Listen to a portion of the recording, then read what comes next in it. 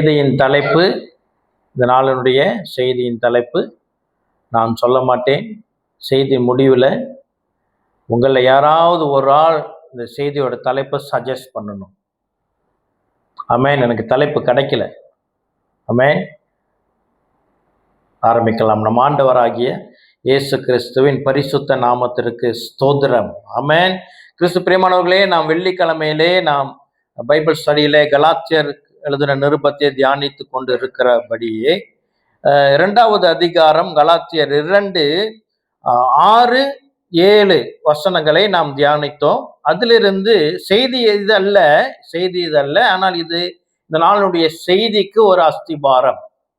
இந்த நாளுடைய செய்திக்கு மாத்திரமல்ல, கிறிஸ்தவ விசுவாசத்திற்கு இது ஒரு அஸ்திபாரம். விசேஷமாக புறஜாதிகளாய் இருக்கிற நமக்கு இந்த வசனம் ஒரு அஸ்திபாரம். என்னவென்றால் 7வது வசனத்தை நான் வாசிக்கிறேன். அதுவும் அல்லாமல் விருத்த சேதனம் உள்ளவர்களுக்கு அப்போஸ்தலனாய் இருக்கும்படி பேதுருவை பலப்படுத்தினவர் புறஜாதிகளுக்கு அப்போஸ்தலனாய் இருக்கும்படி என்னையும் பலப்படுத்தினபடியால். 8வது வசனம், விருத்த சேதனம் உள்ளவர்களுக்கு சுவிசேஷத்தை பிரசங்கிக்கும்படி பேதுருவுக்கு கையளிக்கப்பட்டது போல விருத்த சேதனம் இல்லாதவர்களுக்கு பிரசங்கிக்கும்படி அது எனக்கும் கையளிக்கப்பட்டது என்று அவர்கள் கண்டு, அப்படின்னு வருகிறது. கிறிஸ்து பிரியமானவர்களே, கர்த்தர் இந்த உலகத்தில் இருக்கிற 2 தரப்பு ஜனங்கள், ஒன்று யூதர்கள், மற்றொன்று பிற இனத்தார், ஜூஸ் அண்ட் தி ஜென்டைல்ஸ். 2 தரப்பு ஜனங்களுக்கும் சுவிசேஷத்தை கொண்டு போவதற்கு ஆண்டவர் 2 நபர்களை நியமித்து இருக்கிறார்.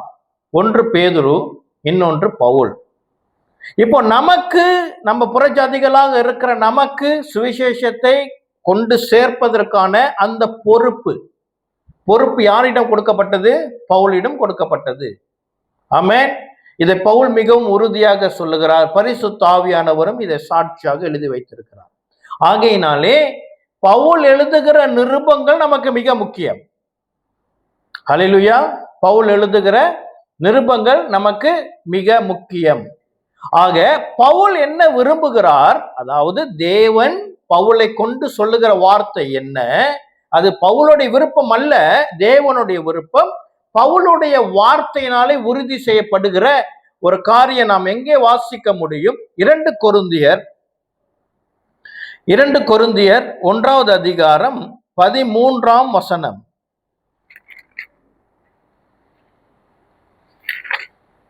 2 கொரிந்தியர் 1 அதிகாரம் 13ஆம் வசனம்.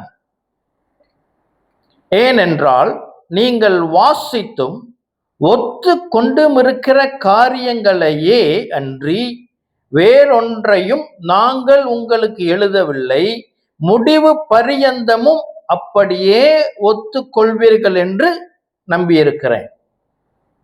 ஆமென். என்ன பவுல் என்ன சொல்றாரு? நீங்கள் வாசிக்கிற, அதாவது இது 2வது கடிதம் இல்லையா? முதல் கடிதம் எழுதியிருக்கிறார் தானே. ஆனால் ஸ்காலர்ஸ் என்ன நம்புறாங்க? சில வேத வசனத்தின் அஸ்திபாரத்தில் இது 1 கொரிந்தியர் முதல் நிருபம் அல்ல, அதுக்கு முன்பு வேறு நிருபம் இருக்கிறது. ஆனால் நமக்கு கிடைத்திருக்கிறது 2. மொத்தம் கொரிந்து நகருக்கு, கொரிந்து சபைக்கு 4 கடிதம் பவுல் எழுதியதாக நம்பப்படுகிறது. அதுல நமக்கு கிடைத்தது 2 மாத்திரமே. அதுல அவர் என்ன சொல்லுகிறார் 13வது வசனத்துல? ஏனென்றால் நீங்கள் வாசித்தும் ஒத்து கொண்டும் இருக்கிற காரியங்களே அன்றி. என்னது? பவுல் கடிதம் இது வாசித்து என்று சொல்லுகிற இந்த எதை காட்டுகிறது? அவர் எழுதி கொடுத்த காரியங்கள், சத்தியங்கள். அல்லேலூயா. அவர் இருந்து பேசினது வேறு. முதல்ல என்ன வாசித்தோம்? புதிய ஏற்பாட்டிலே புறஜாதிகளுக்கு, ஜென்டைலுக்கென்று சபைக்கு ஒரு அப்போஸ்தலனாக, ஒரு தலைவனாக கர்த்தர் நியமித்தது பவுலை. அவருடைய டியூட்டி, அவருடைய பொறுப்பு என்ன? சபைக்கு உபதேசிப்பது. அதை அவர் எழுதி கொடுக்கிறார். அதை என்ன செய்யணுமா? ஏனென்றால் நீங்கள் வாசித்தும் ஒத்து கொண்டும் இருக்கிற காரியங்கள். அவர் எழுதி கொடுத்ததை சபையானது என்ன செய்ய வேண்டும்? வாசிக்க வேண்டும். அப்புறம் என்ன? அதை ஒத்துக்கொள்ள வேண்டும். ஆங்கிலத்தில் கிங் ஜேம்ஸ் வெர்ஷன்ல அக்னாலேஜ் என்று போட்டிருக்குது. மற்ற வெர்ஷன்ல என்ன போட்டிருக்கு? அண்டர்ஸ்டாண்ட் போட்டிருக்கா? NIV. வேற வெர்ஷன்ல நியூ கிங் ஜேம்ஸ் வெர்ஷன்ல உங்களுக்கு நியூ கிங் ஜேம்ஸ் வெர்ஷன் தானே? NKJV. அக்னாலேஜ். அதாவது இந்த தமிழ்ல வருகிற ஏற்றுக்கொள்ள என்ற காரியத்தை எப்படி ஒத்துக்கொள்ள காரியத்தை எப்படி சொல்லலாம்? அக்ரீட். நம்ம ஒத்துக்கொண்டோம். பவுல் தேவன் சபையை ஸ்தாபித்தார். அந்த சபையிலே புறஜாதிகளுக்கும் இடம் கொடுத்தார். புறஜாதிகளுக்கு தேவனுடைய வார்த்தையை வெளிப்படுத்துவதற்கு கர்த்தர் ஒரு மத்தியஸ்தனாக, ஒரு பொறுப்பாளியாக பவுலை நியமித்தார். பவுலிடம் கர்த்தர் ஒப்புவித்ததை பவுல் சபைக்கு போதித்தார், எழுதியும் கொடுத்தார். எழுதி கொடுத்த காரியங்களே பவுல் என்ன சொல்லுகிறார்? ஆவியானவர் என்ன சொல்லுகிறார்? நீங்க அதை வாசிக்க வேண்டும், அதை ஒத்துக்கொள்ள வேண்டும். ஆமென். அப்ப சபைக்கு எழுதும் போது அவர் என்ன சொல்லுகிறார்? நான் சொல்லுகிறதை நீங்க ஒத்துக்கொள்ளணும். You must acknowledge. உங்களுக்குள்ளாக பிரிவு இருக்கக்கூடாது. ஒரு சொல்றாரு, பவுல் அவனுக்காக சிலுவையில் மரித்தான், சில பவுல் சேர்ந்தவன், சில பேதுருவை சேர்ந்தவன், சிலர் இயேசுவை சேர்ந்தவர் என்று உங்களுக்குள்ள பிரிவினை இருக்கிறது அல்லவா? இருக்கக்கூடாது. உங்களுக்குள்ள ஒரு ஒத்துமை இருக்க வேண்டும். என்ன? நீங்கள் நான் எழுதி கொடுக்கிறதை ஒத்துக்கொள்ள வேண்டும். அல்லேலூயா. ஆதி சபையில அப்போஸ்தலர் நடபடிகள்ல 1 அதிகாரம் 2 அதிகாரத்திலே சபை பிறந்ததற்கான காரணம் அவர்கள் ஒருமனப்பட்டார்கள். சபையிலே வேத வசனம் போதிக்கப்படும் பொழுது அதை பிரிவினை இல்லாமல் ஏற்றுக்கொண்டு ஒத்துக்கொள்ளும் பொழுது சபை வளரும். அல்லேலூயா. ஆமென். சரி, அப்படி பவுல் போதித்த அநேக காரியங்களிலே இன்று ஒரு காரியத்தின் அஸ்திபாரத்திலே நாம் வேதத்தை தியானிக்க போகிறோம். என்ன அந்த வசனம் என்றால் 1 கொரிந்தியர் 10வது அதிகாரம். 1 கொரிந்தியர் 10வது அதிகாரம் வசனங்கள் 1 - 12 முடிய. ஆனால் நான் அனைத்தையும் நான் வாசிக்கல. அந்த ஒரு 11வது வசனமும் 12வது வசனம் மட்டும் வாசிக்கிறேன். அதுக்கு முன்பதாக அதை சுருக்கமாக நான் சொல்லுகிறேன். என்ன? பழைய ஏற்பாட்டிலே சொல்லப்பட்ட காரியங்கள், நடந்த காரியங்கள், மோசையாக இருக்கட்டும், இஸ்ரவேலர்களாக இருக்கட்டும், அந்த பழைய ஏற்பாட்டிலே அனைத்து சத்தியங்களையும் அங்க நடந்த சம்பவங்களை பவுல் கூறிவிட்டு அவர் 11வது வசனத்திலே இப்படியாக சொல்லுகிறார். இவைகள் எல்லாம் திருஷ்டாந்தங்களாக அவர்களுக்கு சம்பவித்தது. என்னது? பழைய ஏற்பாட்டு ஜனங்களுக்கு அநேக காரியங்கள் சம்பவித்தது. உலகத்தின் முடிவு காலத்தில் உள்ள நமக்கு எச்சரிப்புண்டாக்கும்படி எழுதப்பட்டும் இருக்கிறது. அல்லேலூயா. என்னவாம்? இன்னைக்கு ஏன் நமக்கு பழைய ஏற்பாடு வேண்டும் அப்படி என்றால், இது நம்ம கையில இருக்கிற பழைய ஏற்பாடு இறுதி நாட்களில் வாழுகிற நமக்கு ஒரு எச்சரிப்பு கொடுப்பதற்காக தேவன் அதை நமக்கு எழுதி வைத்திருக்கிறார். அல்லேலூயா. ஏனென்றால் 12வது வசனம், இப்படி இருக்க தன்னை நிற்கிறவன் என்று எண்ணுகிறவன் விழாதபடிக்கு எச்சரிக்கையா இருக்க கடவன். கிறிஸ்து பிரியமானவர்களே, நம்முடைய கிறிஸ்தவ விசுவாசம் அது எப்பொழுதும் நாம் விழுவதற்கு சாத்தியம் உள்ளதாக இருக்கிறது. காரணம், we have an enemy. பிசாசு இருக்கிறதுனாலே இந்த விசுவாசத்திலிருந்து நாம் எப்போ வேணாலும் விழுவதற்கு வாய்ப்பு உண்டு. ஆனால் அவன் அதுதான் அவனுடைய பிரதான ஊழியமாக இருக்கிறது. சரியா? ஆகையினாலே நாம் விழுந்து விடக்கூடாது என்றால் பழைய ஏற்பாட்டிலே கர்த்தர் எந்தெந்த காரியங்களை எச்சரித்திருக்கிறாரோ அதை நாம் ஒத்துக்கொள்ள வேண்டுமா? அதை நாம் ஏற்றுக்கொள்ள வேண்டுமா?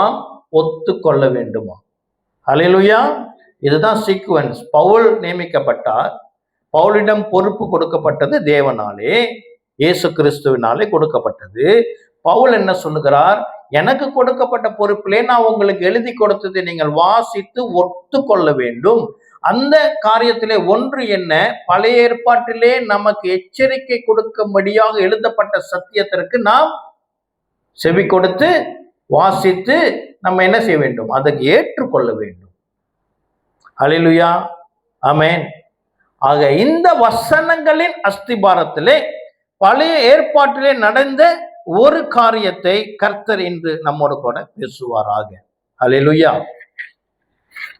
கிறிஸ்து பிரியமானவர்களே, பல வருடங்களாக, ஏறக்குறையாக ஒரு 7 வருடங்களாக 7-8 வருடமாக நான் சொல்லி வருகிறது என்ன? நாம் சபையில் இருக்கிற அனைவரும் ஒரு வருடத்துல குறைந்தது ஒரு முறையாவது வேதத்தை வாசித்து முடிக்க வேண்டும். ஆமென். அது நோ எக்ஸ்கியூசஸ். சரியா?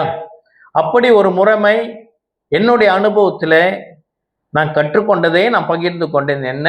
தினந்தோறும் பழைய ஏற்பாட்டிலே 3 அதிகாரமும் புதிய ஏற்பாட்டிலே 1 அதிகாரமும் வாசித்தால் 10 மாதத்திலே வாசித்து முடிக்க முடியும். சரி, கொஞ்சம் பிளஸ் மைனஸ், சில அதிகாரம் நீளமா இருக்கும், சில அதிகாரம் சுருக்கமாக இருக்கும். அப்படி இருக்கும் பொழுது 1 வருடம் காலத்தை எடுத்துக்கொள்ளலாம். ஆனால் அது நீடிக்க கூடாது. Day by day we need to improve. 2 முறையாக வாசிக்க ஆரம்பிக்கணும், 3 முறையாக வாசிக்க ஆரம்பிக்கணும். அப்படியாக நாம் அதை இன்னும் அதோடைய பழக்கம் அதிகரிக்க வேண்டும். பழைய ஏற்பாட்டில் இருக்கிற 929 929 சாப்டர்ஸ், புதிய ஏற்பாட்டில் இருக்கிற 260 சாப்டர்ஸ். இதை நீங்க 12 மாதத்துல வகுத்து பார்த்தீங்கன்னு சொன்னா ஒரு நாளைக்கு ஆவரேஜ் 3 அதிகாரம் பழைய ஏற்பாட்டிலும் 1 அதிகாரம் புதிய ஏற்பாட்டிலும் இருக்கிறது சிறப்பு. ஆமென். அப்படி இந்த புதிய ஏற்பாட்டிலே 3 அதிகாரத்தை தொடர்ச்சியாக வாசிக்கிறதுலே நான் பெற்ற ஒரு ஆசீர்வாதத்தை இந்த நாள் நான் பகிர்ந்து கொள்ள போகிறேன். கர்த்தர் இந்த வேத வழியாக நம்மோடு பேசினது. தனித்தனியாக படித்தோம் என்று சொன்னால் இந்த கோர்வை நமக்கு புரியாது. ஆமென். கர்த்தர் வரிசையாக எழுதி வைத்திருக்கிறார். 1, 2, 3 என்று வரிசைப்படுத்தப்பட்டு நமக்கு பக்கங்கள் எண்ணிக்கையும் கொடுக்கப்பட்டு அதிகாரங்களுக்கும் எண்ணிக்கை நம்பர் கொடுக்கப்பட்டு அந்த எண்களின்படி ஒரு ஒழுக்கம் இருக்கிறதுனாலே நம்ம அதன்படி வாசித்தோம் என்று சொன்னால் மிகவும் சிறப்பு. இங்க கொஞ்சம், அங்க கொஞ்சம், இங்க கொஞ்சம், அங்க கொஞ்சம் படிக்கக்கூடாத படிக்கலாம், தாராளமா படிக்கலாம். திடீர்னு கர்த்தர் ஒரு யோசனை கொடுப்பார், ஆவியானவர், எஸ், தப்பே இல்லை. ஆனாலும் ஒரு பழக்கம் நமக்கு இருக்க வேண்டும், தொடர்ச்சியாக படிக்கிறது. ஆமென். அப்படி படிக்கிறதிலே கர்த்தர் எனக்கு ஒரு ஆசீர்வாதமான செய்தியை வைத்தார். இதுக்கு சபைக்கும் ஆசீர்வாதம் இருக்கும் என்று நான் விசுவாசித்து இப்போ நாம் 2 சாமுவேல் 22வது அதிகாரம், 23வது அதிகாரம், 24வது அதிகாரம், 3 அதிகாரங்களை நாம் தியானிக்க கர்த்தர் கிருபை தருவாராக. அல்லேலூயா. எத்தனை பேருக்கு இந்த பழக்கம் இருக்கு? 3 அதிகாரமும் 1 அதிகாரமும் புதிய ஏற்பாட்டிலே வாசிக்கிற பழக்கம். அல்லேலூயா, ஆமென். சிலருக்கு இருக்குது. கர்த்தர் பெரியவர். பிள்ளைங்கள்லாம் அதை தொடர்ச்சியாக செய்யுங்க. நான் பல வருஷமா 8 வருஷமா சொல்லிக்கிட்டு இருக்கிறோம். இதை நீங்க செய்ய ஆரம்பிச்சீங்கன்னா குறைஞ்சது 8 முறையாச்சும் படிச்சு முடிச்சிருக்கணும். நான் ஆமென். பரவாயில்ல, ஸ்டில் கர்த்தர் நமக்கு வாய்ப்பு கொடுக்கிறவர். மறுபடியும் ஆரம்பிங்க. ஜெனசிஸ்ல ஆரம்பிங்க, எங்கிட்ட மெத்தியூல ஆரம்பிங்க. கர்த்தர் நம்மோடு பேசுவாராக. கிறிஸ்து பிரியமானவர்களே, 2 சாமுவேல் 22வது அதிகாரம் எதை குறித்து பேசுகிறது அப்படி என்றால் அது ஒரு சங்கீதம். 2 சாமுவேல் 22வது அதிகாரம் அது ஒரு சங்கீதம். யார் பாடின சங்கீதம்? தாவீது பாடின ஒரு சங்கீதம். இந்த சங்கீதம் 18ம் இதும் ஒன்று. இங்கே சொல்லப்பட்ட காரியம் சங்கீதம் 18லும் எழுதப்பட்டிருக்கு. சாம்ஸ் 18 அதுலயும் 2 சாமுவேல் 22ல இருக்கிற அந்த சங்கீதமும் ஒன்று. அல்லேலூயா. இதிலே அவர் எப்படி ஆரம்பிக்கிறது என்றால், முதல் வசனம், கர்த்தர் தாவீதை அவனுடைய எல்லா சத்துருக்களின் கைக்கும் சவுலின் கைக்கும் நீங்களாக்கி விடுவித்த போது அவன் கர்த்தருக்கு முன்பாக பாடின பாட்டு. கர்த்தர் என் கண்மலையும் என் கோட்டையும் என் இரட்சகருமானவர். இந்த பக்மன்ஸ் ஐயா அழகா பாடியிருக்கிறாரு. என் கண்மலையும் என் மீட்பருமான கர்த்தாவே, என் எண்ணங்கள் என் ஏக்கங்கள் என் சொற்கள் உகந்தனவாகட்டும். இத்தனை பேர் கேட்டிருக்கீங்க அந்த பாட்டு, அருமையான பாட்டு. ஆமென். இதெல்லாம் அவர்ல நிறைய காரியம் எழுதி வச்சிருக்கிறாரு. அவருக்கு ஆண்டவர் எப்படியெல்லாம் விடுதலை கொடுத்தார், எப்படியெல்லாம் கர்த்தர் அவரை பாதுகாத்தார், எப்படியெல்லாம் வழி நடத்தினார், ஆண்டவர் அவருக்கு எப்படிலாம் ஜெயத்தை கொடுத்தார் அப்படின்னு நல்லா அநேகமா அப்படி ருசிச்சு எழுதியிருக்கிறார் தாவீது. ஆமென். அதுல எனக்கு பிடிச்ச ஒரு வசனம், அதுதான் நம்ம பிற்பாடு நாம் தியானிக்க போகிறோம். என்ன 22வது அதிகாரத்துல இருக்கிற 18வது வசனம். என்னிலும் பலவான்களாயிருந்த என் பலத்த சத்துருவுக்கும் என் பகைஞருக்கும் என்னை விடுவித்தார். ஆமென். இன்னும் நிறைய காரியம், நான் ஒன்றுதான் வாசிச்சிருக்கிறேன், டைம் இல்லை எல்லாத்தையும் வாசிக்கிறதுக்கு. என்னால் 51 வசனங்கள் உண்டு. 18வது அதிகாரத்துல சாம்ஸ் 18ல பார்த்தீங்கன்னா 50 வசனங்கள் இருக்கும். இதுல ஒன்று கூட, ஏனென்றால் இந்த முதல் வசனம் அங்கு தலைப்பாக கொடுக்கப்பட்டிருக்கிறது. 2வது வசனம் ஆரம்பிக்கிறதுனால அங்கு 50 தான் இருக்கும். சரியா? சரி. 22வது அதிகாரம் தாவீதினுடைய சங்கீதம். ஹல்லேலூயா. சரி. 23வது அதிகாரம் எதை குறிக்கிறது, எதை குறித்து பேசுகிறது என்றால், தாவீதோடு கூட இருந்த பராக்கிரமசாலிகள் உடைய ஒரு பட்டியலே அங்க வருகிறது. 8வது வசனத்திலிருந்து நம்ம வாசிச்சோம் என்றால், 8வது வசனம் 23வது அதிகாரம் 8வது வசனம் சொல்லுகிறது, தாவீதுக்கு இருந்த பராக்கிரமசாலிகளின் நாமங்கள் ஆவன அப்படி என்று அநேகருடைய பெயர் கொடுக்கப்பட்டிருக்கிறது. மொத்தம் எத்தனை பேர் தெரியுமா? கடைசி வசனத்தை வாசித்து பார்த்தால் அங்க இருக்கும், ஏத்தியனாகிய உரியா என்பவர்களே ஆக 37 பேர். பராக்கிரமசாலி என்ற வார்த்தை ஆங்கிலத்தில் எப்படி கொடுக்கப்பட்டிருக்கு? வாரியர்ஸா? Mighty warriors. ஆமென். அதுல ஒருத்தரை உள்ளவர் 2-3 ஒரு முன்னுக்கு உள்ள 3 பேர் பிரதானமானவங்க. அவங்களை குறித்து நம்ம கொஞ்சம் வாசிப்போம். தாவீதுக்கு இருந்த பராக்கிரமசாலிகளின் நாமங்கள் ஆவன. 8வது வசனம் நான் வாசித்து கொண்டிருக்கிறேன். தக்க மோனியின் குமாரனாகிய யோசேபாத்சேபெத் என்பவன் சேர்வைக்காரரின் தலைவன். இவன் 800 பேர்களின் மேல் விழுந்து அவர்களை ஒருமிக்க வெட்டி போட்ட அதினோ எஸ்னி ஊரானானவன். ஒரு மனுஷன் 800 ஆளை வெட்டி போட்டிருக்கிறான். ஆமென். இது சினிமால தான் பார்த்திருப்போம், உண்மையிலே நடந்தது. ஒரு ஆள் 800 பேரை வெட்டி போட்டிருக்கிறான். சரியா? இவனுக்கு 2வது ஆகோயின் குமாரனாகிய தோதோவின் மகன் எலையசார் என்பவன். இவன் பெலிஸ்தர் புத்திரர் யுத்தத்திற்கு கூடின ஸ்தலத்திலே இஸ்ரவேல் மனுஷர் போகையில் தாவீதோடு இருந்து பெலிஸ்தரை நிந்தித்த 3 பராக்கிரமசாலிகளில் ஒருவனாய் இருந்தான். இவன் எழும்பி தன் கையை சலித்து தன் கை பட்டயத்தோடு ஒட்டி கொள்ளும் மட்டும் பெலிஸ்தரை வெட்டினான். அன்றைய தினம் கர்த்தர் பெரிய ரட்சிப்பை நடப்பித்தார். ஜனங்கள் கொள்ளையிட மாத்திரம் அவனை பின் சென்றார்கள். இவனுக்கு 3வது ஆகேன் குமாரனாகிய சம்மா என்னும் ஆராரியன். சிறு பயறு நிறைந்த வயல் இருந்த இடத்திலே பெலிஸ்தர் ஏராளமாய் கூடி ஜனங்கள் பெலிஸ்தரை கண்டு ஓடுகிற போது இவன் அந்த நிலத்தின் நடுவிலே நின்று அதை காப்பாற்றி பெலிஸ்தரை மடங்கடித்து போட்டான். அதனால் கர்த்தர் பெரிய ரட்சிப்பை நடப்பித்தார். 3 பேர்களுடைய அவங்களுடைய ஸ்பெஷாலிட்டி என்ன, அவர்கள் என்ன செய்தார்கள் என்று எழுதப்பட்டிருக்கிறது. இவர் 3 பேரும் இந்த 37ல சிறந்தவர்கள். இதை தொடர்ந்து வாசிச்சு வந்தீங்கன்னா சிறந்தவர்கள். இது ஒரு இடத்துல 14வது வசனத்திலேருந்து பார்த்தோம்னா அங்க ஒரு சம்பவம் நடக்கிறது.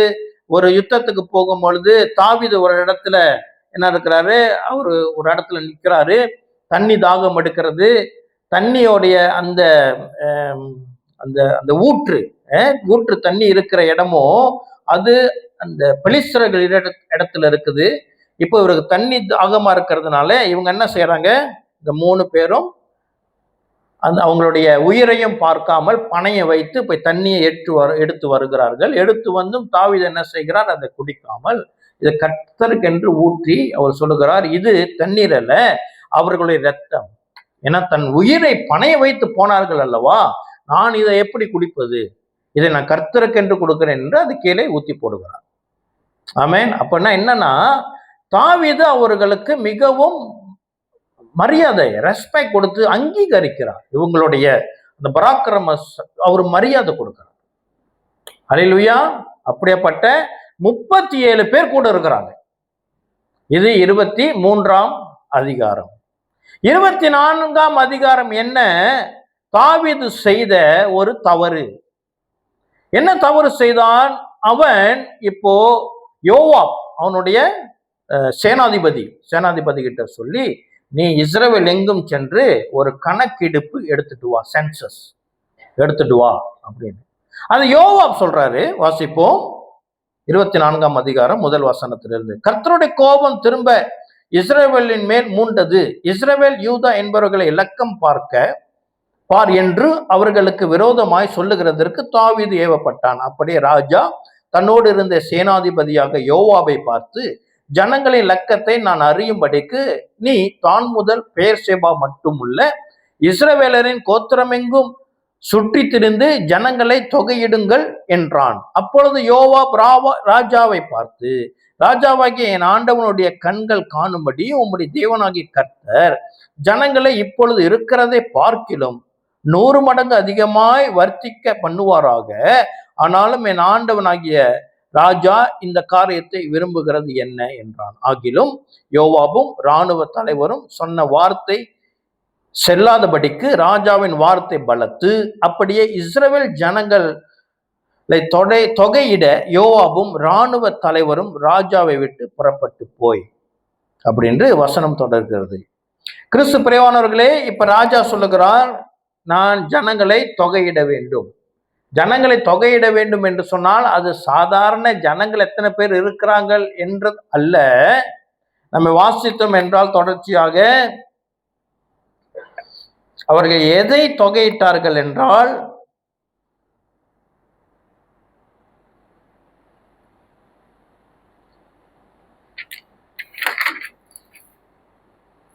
ஒன்பதாவது வசனம், யோவாப் ஜனத்தை இலக்கம் பார்த்த தொகையை ராஜாவுக்கு கொடுத்தான்.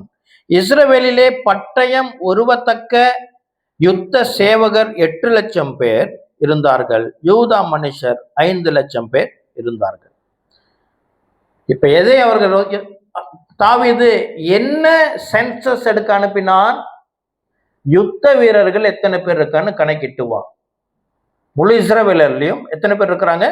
மொத்தம் 1.3 மில்லியன்.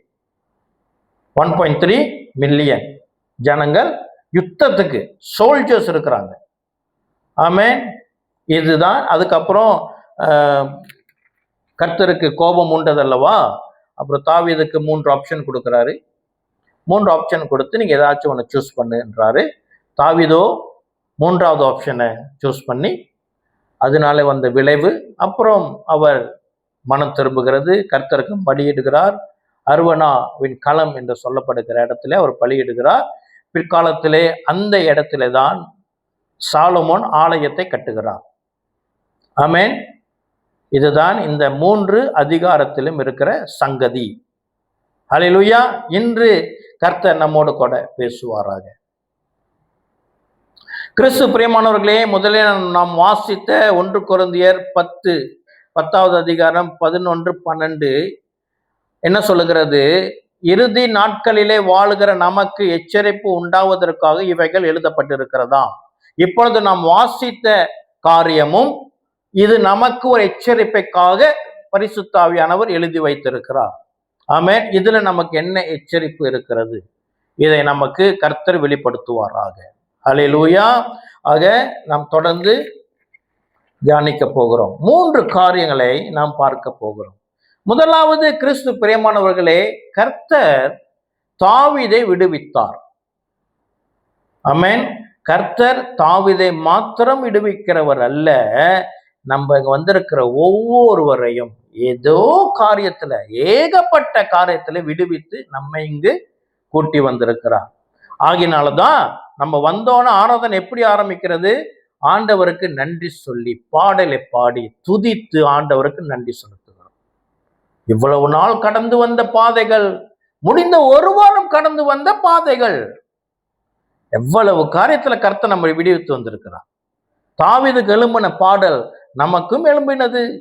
எத்தனை ஆபத்து, எத்தனை சோதனை, எத்தனை பிரச்சனைகள், எத்தனை சூழ்நிலைகள், நோய்கள், போராட்டங்கள், எவ்வளவு உணவு கொடுத்து வந்திருக்கிறார் ஆண்டவர் நமக்கு இந்த ஒரு வாரமா. கொடுத்தாரா? நல்ல உணவு கொடுத்தாரா இல்லையா? கர்த்தரை பயந்து சொல்லுங்க, நல்ல உணவு கொடுத்தாரா இல்லையா?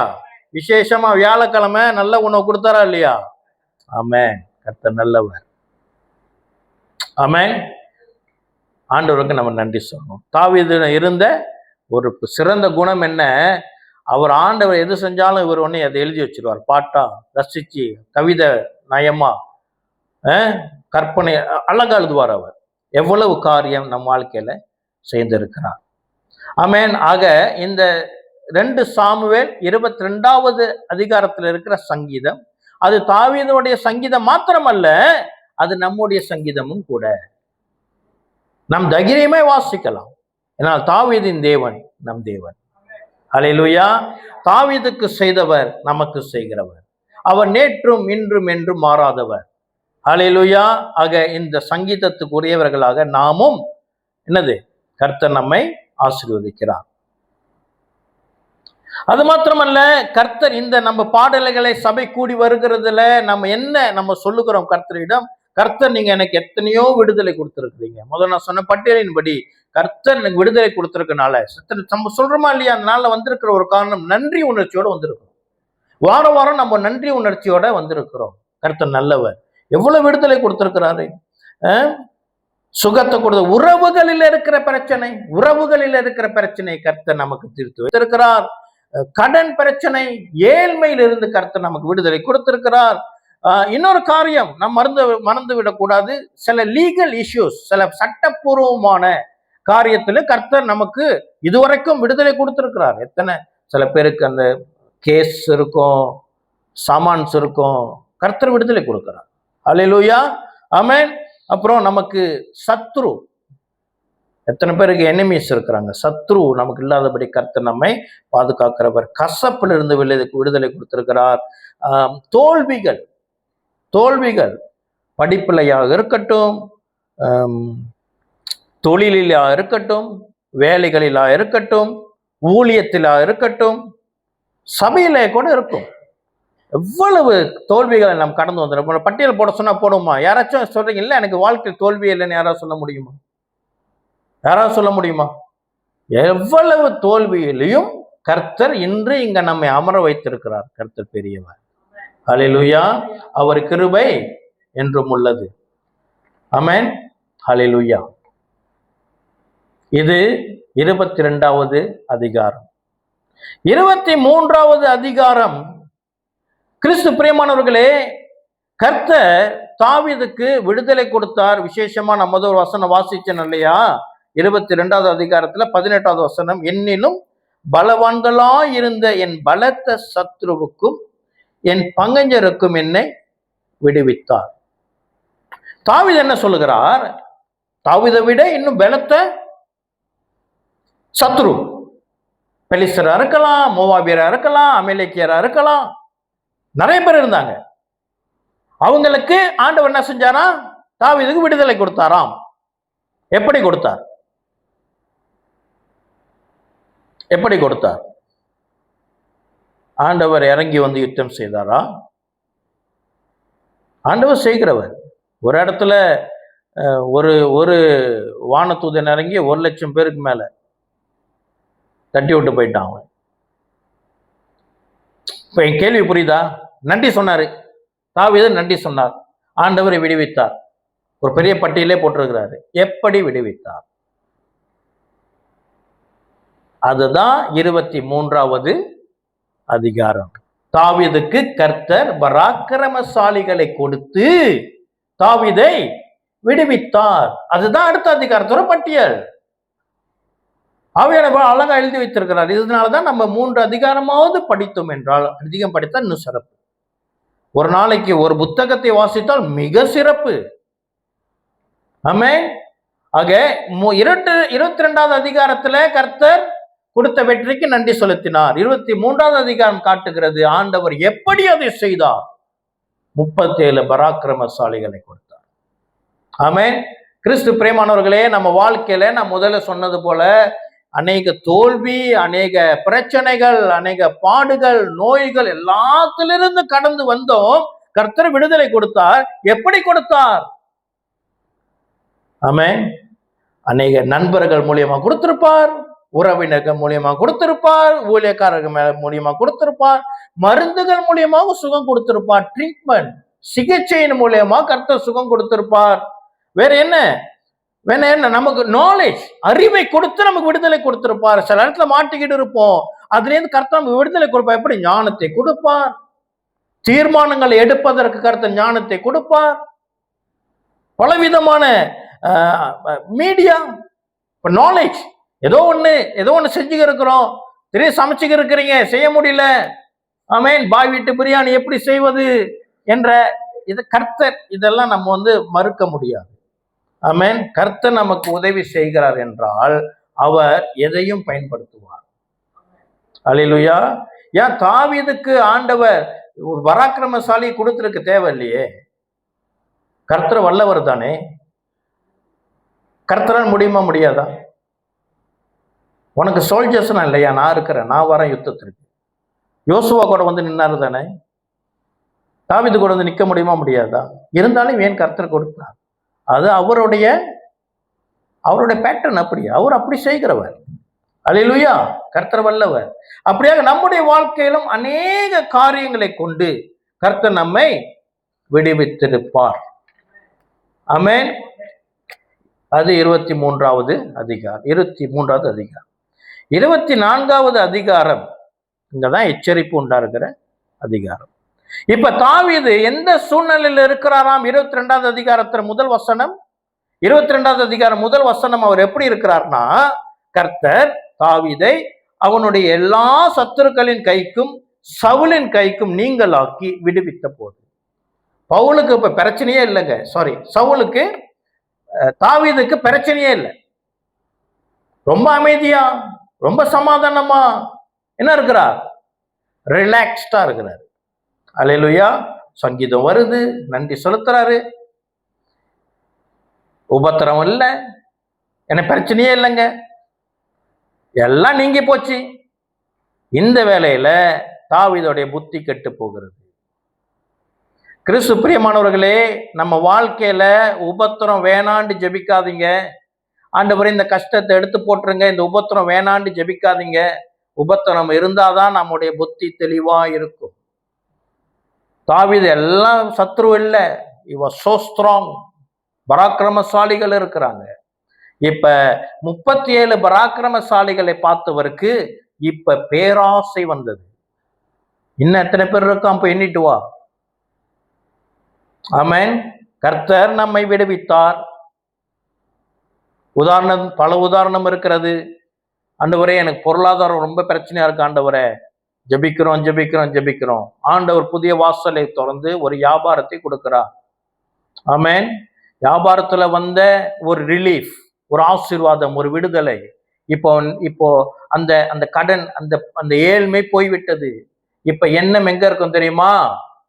அடுத்து என்ன சம்பாதிக்கிறது, அதை எப்படி பெருக்குவது, அதை எப்படி மேன்மைப்படுத்துவது.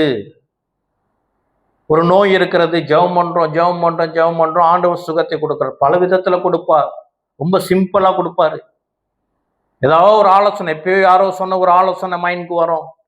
அதோ இது சாப்பிடுங்க, உங்களுக்கு சுகம் வந்துடும். வருமா இல்லையா? அப்போ இன்னொருத்தவங்க வேற ஒரு ஆள் இது நோயில இருக்கும் பொழுது, ரொம்ப வாதிட்டு கொண்டு இருக்கும் பொழுது, இப்ப நம்ம அவர்கள் ஆலோசனை கொடுக்கும்போது என்ன ஆலோசனை கொடுக்கணும்? ஜெபம் பண்ணுங்க, கர்த்தர் உங்களுக்கு சுகம் கொடுப்பார் சொல்லுவோமா? அல்லது நான் இதை கர்த்தர் எனக்கு இந்த வியாபாரத்தை கொடுத்தார், இந்த வியாபாரத்துல இருந்து எனக்கு விடுதலை கொடுத்து நீங்களும் இதை செய்யுங்களேன். புரியுதா? இப்ப எனக்கும் கடன் பிரச்சனை, ஜெபம் பண்றேன், ஆண்டவர் விடுதலை கொடுக்கிறார். எப்படி? வானத்திலிருந்து பணத்தை கொட்டவில்லை, மாறாக ஒரு வியாபாரத்தை, ஒரு தொழிலை, ஒரு வேலையை கொடுக்கிறார். நாளைய நாள் நான் இன்னொரு ஆள் சக சகோதரர் பார்க்கும் பொழுது அவருக்கு இதே பிரச்சனை, அப்ப நான் என்ன ஆலோசனை கொடுக்க வேண்டும்? நீங்க ஜெபம் பண்ணுங்க, கர்த்தர் உங்களுக்கு செய்வார். அதை விட்டுட்டு இந்த தொழிலை செய்யுங்க, நல்ல ஒரு ஆசீர்வாதம் இருக்கு. அவருக்கு கர்த்தர் நியமித்தது வேறு. ஆமென். பல பிரச்சனை, அப்படியே சாப்பிட கூட வழி இல்லாத வேலையிலும் ஜெபிக்கும் பொழுது கர்த்தர் என்ன செய்கிறார்? ஒரு தொழிலை கொடுக்கிறார், நல்ல சம்பளம். ஆமென். கர்த்தர் உயர்த்துகிறார். அந்த உயர்த்து கொஞ்சம் சம்பளத்தை பார்த்துட்டோம் இல்லையா, மேல்மலையா போச்சு இல்லையா, மிதமெறிஞ்சி சாப்பாடு கிடைச்சிருச்சு இல்லையா, இப்போ என்ன ஆண்டவரிடம் போவாது, இதை இன்னும் அடுத்த கட்டத்துக்கு எப்படி கொண்டு செல்வது, பதவி உயர்வு எப்படி போவது? இப்ப நேரம் ஆண்டவரிடமிருந்து திருடப்படும். ஆமென். 24வது அதிகாரம் எப்படி தொடங்குகிறது? கர்த்தருடைய கோபம், கர்த்தருடைய கோபம்.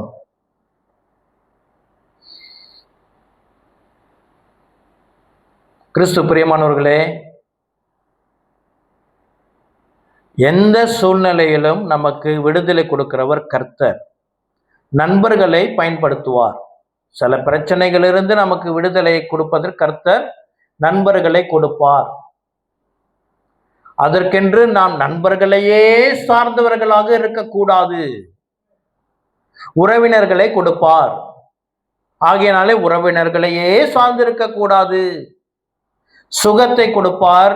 என்னது? ஏதோ மருத்துவத்தின் மூலியமாக கொடுப்பார். நாம் அதையே சார்ந்திருக்க கூடாது. மருந்து சாப்பிடாதீங்க என்று சொல்லவில்லை, ஆனால் மகிமையை கர்த்தர் கொடுக்க வேண்டும். கர்த்தர் தான் சுகம் கொடுக்கிறவர். ஆமென். ரெமடிஸ் அதையே சார்ந்திருக்க கூடாது, கர்த்தரை சார்ந்திருக்க வேண்டும். முழு உள்ளத்தோடும் முழு ஆன்மாவோடும் முழு பலத்தோடும் தேவனாய் கர்த்தரை அன்பு செய்வாயாக. ஆமென். நான் ஏன் இந்த வசனம் கர்த்தர் எனக்கு நமக்கு ஒரு எச்சரிப்பு செய்தியாக கொடுத்திருக்கிறார் என்று ஆவியான நம்மளோட பேசிக் கொண்டிருக்கிறார் என்றால், இதோடைய விளைவு ஆபத்தான விளைவு. தாவீது என்ன செய்தார்? கர்த்தரை நம்பாதபடி அவர் ஏவப்பட்டாராம். அப்படிதான் சொல்லுகிறது 24வது அதிகாரம் 1 வசனம். கர்த்தருடைய கோபம் திரும்ப இஸ்ரவேல் மேல் மூண்டது. இஸ்ரவேல் யூதா என்பவர்களை லக்கம் பார் என்று அவர்களுக்கு விரோதமாய் சொல்லுகிறதுக்கு தாவீது ஏவப்பட்டான். அவன் ஏவப்பட்டது எப்போ? யாருனால ஏவப்பட்டான்? அவன் ஏவப்பட்டான். என்ன போட்டிருக்க ஆங்கிலத்துல? ப்ரோவோக்ட்னு போட்டிருக்கா. ஏவப்பட்டான். யாரு இந்த ஏவுறது? யாரு? பிசாசு ஏவுகிறவன். எப்போ ஏவினான்? எப்பொழுது தாவீதை ஏவுவதற்கு அவனுக்கு வாய்ப்பு கிடைத்தது?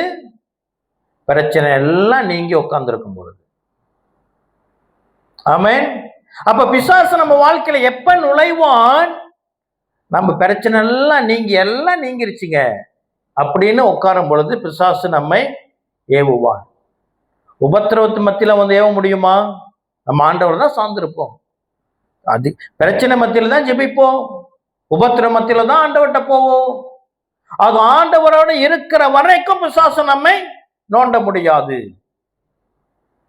என்னைக்கு பிரச்சனை நீங்கி நான் இப்ப சந்தோஷமா இருக்கேன், பிரச்சனை இல்லைங்க, my finance is very good, வீடு வாங்கிட்டேன், காடி வாங்கிட்டேன், எல்லாம் இருக்குது, வேலை, நல்ல தொழில், நல்ல பெரிய அளவுல போயிட்டு இருக்கு தொழில், ஒரு பிரச்சனை இல்லை, இன்னொரு ஆபத்து இருக்குது. பிசாசு ஏவுவான். அவனுக்கு ஏற்ற வேலை நாம் மகிழ்ச்சியாக இருக்கிறது, ஃப்ரீயா இருக்கும் பொழுது. ஆமென். மிகவும் எச்சரிக்கையா இருக்க வேண்டும். இதோட விளைவு என்ன? இதோட விளைவு என்ன? 24வது அதிகாரத்துல 13வது வசனத்துல 3 காரியங்கள் இப்போ தாவீதுக்கு நேராக தேவனால் கூறப்படுகிறது. என்ன 13வது வசனம்? அப்படியே காத் தாவீதிடத்தில் வந்து அவனை நோக்கி, உம்முடைய தேசத்திலே 7 வருஷம் பஞ்சம் வர வேண்டுமோ? என்னது? தாவீது செய்த தவறுக்கு அவன் சந்திக்க வேண்டிய, அவனை நேரிடுகிற கர்த்தருடைய கோபாக்கினை என்ன? அவனுக்கு பஞ்சம் வர வேண்டுமா? கிறிஸ்து பிரியமானவர்களே, பஞ்சம் என்றது எதற்கு அடையாளமா இருக்கிறது? Financial crisis. ஆமென். பொருளாதார தட்டுப்பாடு. நமக்கு வாழ்க்கையிலே பொருளாதார தட்டுப்பாடு வர வேண்டாம் என்றால் நாம் யாரை நம்பி இருக்க வேண்டும்? கர்த்தரை நம்பி இருக்க வேண்டும். கர்த்தரை விட்டு நம்முடைய வேலையை மாத்திரம் நினைக்காதீங்க, நான் இன்னிலிருந்து வேலை செய்ய தேவையில்லை, கர்த்தரையே சார்ந்துன்னு தான் போதும் என்று. ஆமென். கர்த்தர் அப்படி செய்யவில்லை. தாவீதுக்கு பராக்கிரமசாலிகளை கொடுத்தார். ஒருத்தன் அல்ல, 37 பராக்கிரமசாலிகளை கொடுத்தார். ஆமென். நமக்கு வேலை கொடுக்கிறது, நமக்கு வேலை செய்கிறோம் இல்லையா? எல்லாரும் ஒரு வேலை செய்கிறோம் தானே? இதை கர்த்தர் தான் கொடுத்திருக்கிறார். வேலை செய்கிறதுக்கு ஞானத்தை கர்த்தர் கொடுத்திருக்கிறார். வேலை செய்வதற்கு நமக்கு பலத்தை, ஊக்கத்தை, வாய்ப்புகளை கர்த்தர் தான் கொடுத்தார், நம்ம எடுத்துக்கல. ஆகினாலே கர்த்தர் கொடுத்தது தான். பராக்கிரமசாலிகளை கர்த்தர் தான் கொடுத்தார். ஆனால் தாவீது என்ன? கர்த்தரை ருசி பார்த்த தாவீதே விழ முடியும் என்றால் நானும் நீங்களும் ஏமாத்திரம். ஆமென். தாவீதை பத்தி எத்தனை, தாவீது என்ற பேரு எத்தனை முறை வருது? தாவீது எழுதின சங்கீதம் 70 சங்கீதத்துல வேதத்தில் எழுதப்பட்டிருக்கிறது. அப்படியேப்பட்ட தாவீது ஏவப்பட முடியும் என்றார். தேவன் இருதயத்துக்கு அடுத்த மனிதன், அவன் ஏவப்பட முடியும் என்றார் நானும் நீங்களும் எம்மாத்திரம். அல்லேலூயா. ஆகையினாலே நம்ம வாழ்க்கையில நாம் கர்த்தரை சார்ந்தவராக முடியுமா? எஸ். ஆகினால்தான் வேதம் எழுதப்பட்டு இருக்கிறது. ஆமென். அப்போ நாம் வாழ்க்கையில இந்த ஒரு பிரச்சனையை நாம் சந்திக்கும் பொழுது நல்லதான் இருப்போம். திடீர்னு ஒரு பொருளாதார நெருக்கடி வரும் பொழுது நம்ம ஆராய்ந்து பார்க்க வேண்டும். என்னோட நம்பிக்கை எங்க இருக்கிறது? என் கண்மலையானவர் யாரு? நான் எந்த எஜமானிடத்தில் நான் நின்று கொண்டு இருக்கிறேன்? 2 எஜமான், ஒன்று பணம், ஒன்று தேவன். எங்க நிற்கிறேன்? போன வாரம் செய்தி கேட்டோம் தானே? என்னது?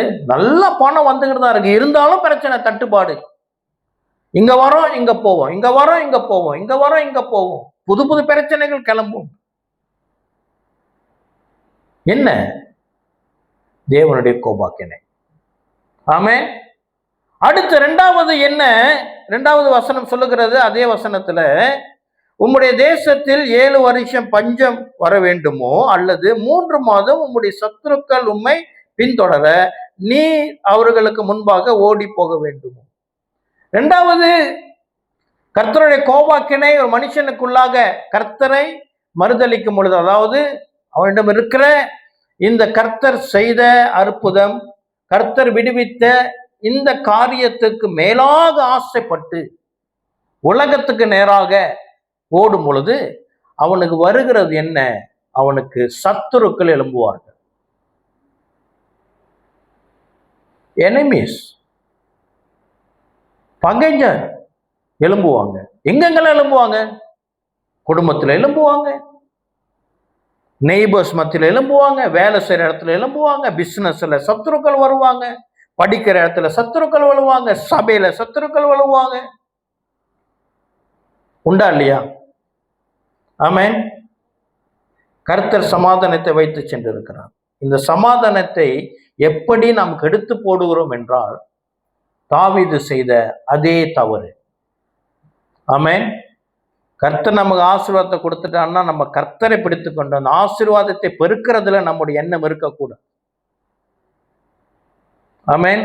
கர்த்தர் குழந்தைய கொடுத்துருவாரு. ரொம்ப பேரு குழந்தை இல்லாம இருப்பாங்க, கர்த்தர் குழந்தை கொடுத்துருவாரு. அன்னையிலிருந்து குழந்தைக்கு நின்று அவங்க வாழ்க்கை. I want to give the best to my child. Yes, கொடுங்க. பிள்ளைகளுக்கு சிறந்ததை கொடுக்கணும்னு எத்தனை பெற்றோர் ஆசைப்படுறாங்க? எத்தனை பெற்றோர் கை நல்லா உயரமா காட்டுங்க. பெற்றோர் பிள்ளைகளுக்கு கொடுக்கக்கூடிய சிறப்பான ஒன்று இயேசு கிறிஸ்து. அல்லேலூயா. அவரை கொடுத்துட்டோம்னா பிள்ளைங்களுக்கு நம்ம நிம்மதியா இருக்கலாம். ஆமென். That is the best we can give to our children. Hallelujah. ஆமென். அப்போ என்ன? சத்துருக்கள் எழும்புவார்கள். எங்க பார்த்தாலும் பிசினஸ்ல போட்டி வரும், வேலை இடத்துல போட்டி வரும். பக்கத்து வீட்டுல முன்னு கொஞ்சம் ஒரு இன்ச்சு தள்ளி காடியை போட முடியாது, அவன் வந்து கத்திரி கிடப்பான். Amen. I am very sad. என்னுடைய நல்ல ஒரு நண்பர், பக்கத்து வீட்டுக்காரர், இந்த 1ஆம் தேதி இறந்துட்டாரு. 78 வயசு தாத்தா. Amen. Is a Chinese man. என்னுடைய நண்பர் வீட்டில் தான் நான் கேள்விப்பட்டிருக்கேன், போலீஸ் வரைக்கும் போயிடுச்சு. என்னது? வீடு முன்னுக்கு பார்க்கிங் பிரச்சனை, கொஞ்சம் தள்ளி போட்டதற்கு அடிப்படி போலீஸ் கேஸ் வரைக்கும் போனது. இத்தனை ரொம்ப பேர் வந்திருக்கிறீங்க நம்ம வீட்டுக்கு. நல்ல ஒரு நெய்பரை கர்த்தர் கொடுத்தார், அவருக்கு நன்றி செலுத்துகிறேன். ஆமென். அவர் இறந்துட்டாரு. நேற்று ஃபினரல் போயிட்டு வந்திருந்தோம். ஆமென். சத்துருக்கள் எழும்புவார்கள், தேவையில்லாத சத்துருக்கள். ஆமென். நாம் நம்மை ஆராய்ந்து பார்க்க வேண்டும். என்ன நான் செய்த தவறு? தாவீதனுடைய தவறை நாம் யோசித்து நாம் என்ன செய்ய வேண்டும்? திருத்திக் கொள்ள வேண்டும். மூன்றாவது என்ன? சத்துருக்கள் உம்மை பின்தொடர நீ அவர்களுக்கு முன்பாக ஓடி போக வேண்டுமோ, அல்லது உம்முடைய தேசத்திலே 3 நாள் கொள்ளை நோய் உண்டாக வேண்டுமோ? நோய் வரும். என்ன வரும்? தாவீது செய்தது போல அவனுடைய பலத்தை அவன் ஆராய்ந்து பார்த்தானே என்று சொன்னால், கர்த்தரை நிராகரிக்கிறது போல அவன் செய்தானே என்று சொன்னால், நம்ம வாழ்க்கையிலே நம் பலத்தை, நம்முடைய சொத்து, நம்மளுடைய பணம், நம்முடைய பேக்ரவுண்ட், நம்முடைய எடுகேஷன், நம்மிடம் இருக்கிற அறிவு, இதை நாம் முன்னிட்டு நாம் நம்முடைய வாழ்க்கையை, விசுவாச வாழ்க்கையை தொடர வேண்டும் என்று நினைத்தோம் என்று சொன்னால், கர்த்தருடைய கோபாக்கினை நோய் மூலியமாக வரும். நான் ஒரு செய்தி கேட்டேன். ஒரு தேவ ஊழியர் எப்படியாக சொல்லுகிறார், கர்த்தர் அவரிடம் சொன்னாரா, நான் அநேகருக்கு ஏன் சுகம் கொடுக்காம இருக்கிறேன் தெரியுமா? நான் சுகத்தை கொடுத்தால் அவர்கள் கட்டுப்பாடு இல்லாம சாப்பிடுவாங்க, அவர்கள் மறுபடியும் இன்னும் மோசமான நோய் வந்துவிடும். ஆண்டவர் சொன்னார் அவர் ஊழியக்காரர்கிட்ட, why I don't want to heal them. நான் சுகத்தை கொடுத்துட்டேன், அவன் வாயை கட்ட மாட்டான். கட்டுப்பாடு வேண்டும். ஹல்லேலூயா. இன்னும் சில காரியங்களை இன்னும் ஆழமாக கர்த்தர் நமக்கு நினைவூட்டும்படி நான் சொல்ல விரும்புகிறேன். சற்று கடினமான காரியம்தான். கிறிஸ்து பிரியமானவர்களே, யோவான் 3:36 இந்த வசனத்தை முதல் நம்ம கவனத்தில் வச்சுக்கொள்வோம். 24வது அதிகாரம், 2 சாமுவேல் 24வது அதிகாரத்துல கர்த்தருடைய கோபம் என்ற வார்த்தை வருகிறது. ஏன் கர்த்தருடைய கோபம் வந்தது? தாவீது செய்த செயல். அவன் கர்த்தரை விட்டு பேராசை கொண்டு ஜனங்களுடைய வல்லமை எதிர்பார்த்த பொழுது கர்த்தருடைய கோபம் மூண்டதாம். யாருடைய கோபம்? கர்த்தருடைய நீடிய சாந்தம் உள்ளவர். அவர் கோபப்படுவார்.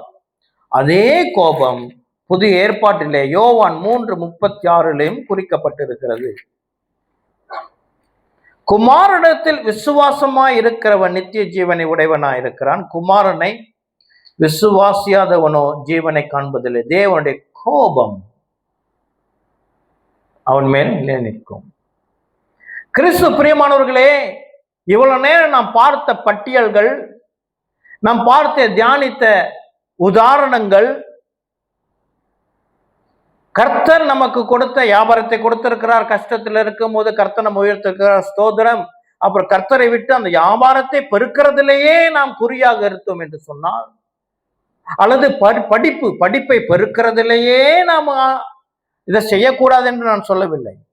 மாறாக கர்த்தருக்கு முதலிடம். ஆமென். நான் எனக்கு தெரியும், நான் கேட்ட ஒரு காரியத்தை சொல்லுகிறேன். ஒருவர் அவருக்கு அதிகமாய் படிப்பதற்கு ஆர்வம், ஆனால் ஒரு தேவ ஊழியர் சொன்னாரா, கர்த்தர் உனக்கு அதை கொடுக்க மாட்டார்.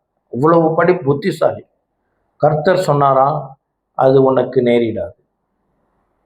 அதே போல அவர் எவ்வளவு முயற்சி செஞ்சோம், அவர் படிக்க முடியாத ஒரு சூழ்நிலை இருக்கிறது நான் அறிந்திருக்கிறேன்.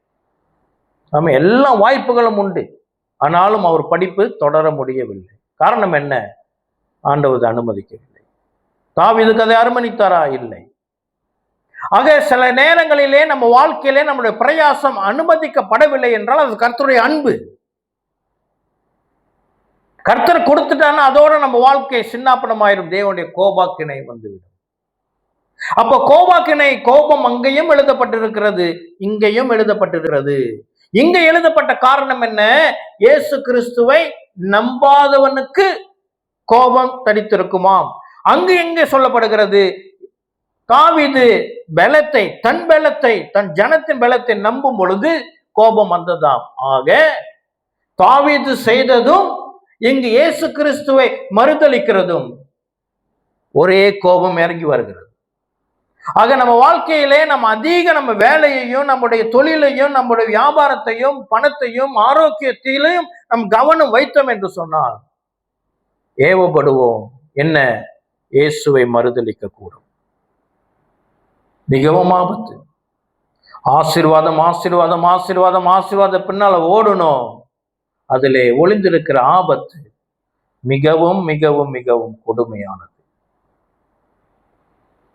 என்ன இதென்ன பயமாவே இருக்குதே, நல்ல வார்த்தையே இல்லை அப்படின்னா, இப்போ நல்ல வார்த்தையை சொல்லுகிறேன். இவ்வளவு நேரம் பேசுறது நல்ல வார்த்தை தான். ஆமென். எச்சரிப்பின் செய்தி நல்ல வார்த்தை. எச்சரிப்பு அன்பின் செயல். அல்லேலூயா. வெறுக்கிறவங்கள்ட்ட எச்சரிக்க மாட்டேன், நீ எப்படியாச்சும் போ. அன்பின் செயல் தான் எச்சரிப்பு. கிறிஸ்து பிரியமானவர்களே, 24வது அதிகாரம் 13வது வசனத்தில் ஆண்டவர் என்ன சொல்லுகிறார்? உனக்கு நான் பஞ்சத்தை கொடுப்பேன், அல்லது சத்துருக்கள் உனக்கு வருவார்கள், அல்லது கொள்ளை நோய் வரும். அப்ப என்ன அர்த்தம்? இதுக்கு முன்னுக்கு இது மூன்றும் இல்லையாம். தாவீதுக்கு என்ன இல்லை?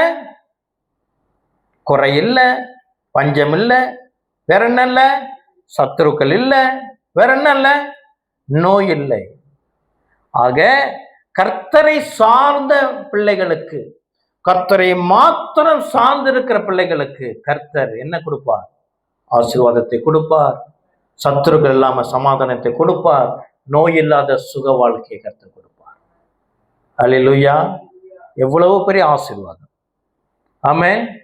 கர்த்தர் நல்லவர். எழுந்து ஜெபிப்போம்.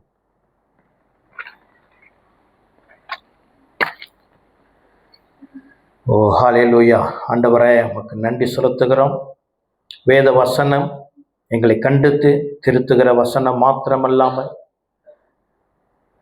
1 கொரிந்தியர் 10வது அதிகாரம் 12வது வாசனத்தில் நாங்கள் வாசித்தபடி நிற்கிறவன் விழுந்து விடாதபடி எச்சரிக்கையா இருக்க வேண்டும் என்று கர்த்தர் நாங்கள் விசுவாசத்திலே தோண்டு போகாதபடி, எங்கள் விசுவாசத்திலே நாங்கள் சோர்ந்து போய் கர்த்தரை விட்டு விலகாதபடி எச்சரிக்கிற வசனங்களை, காரியங்களை கர்த்தர் வேதத்தில் எழுதி வைத்ததுக்கு உமக்கு நன்றி செலுத்துகிறேன். இதனால கர்த்தர் பந்திக்குள்ளாக பிரவேசிக்க போகிற நாங்கள் எங்களை ஆராய்ந்து சற்று எங்களுடைய வாழ்க்கையை சரிபார்த்து, இதோ கர்த்தருடைய பந்திக்குள்ளாக தைரியமாய் நாங்கள் பிரவேசிக்க, ஒருவேளை இந்த காரியங்கள் இந்நாள் வரை எங்கள் வாழ்க்கையில இருக்கிறது என்று சொன்னால், நாங்கள் அநேக காரியங்களிலே கர்த்தரை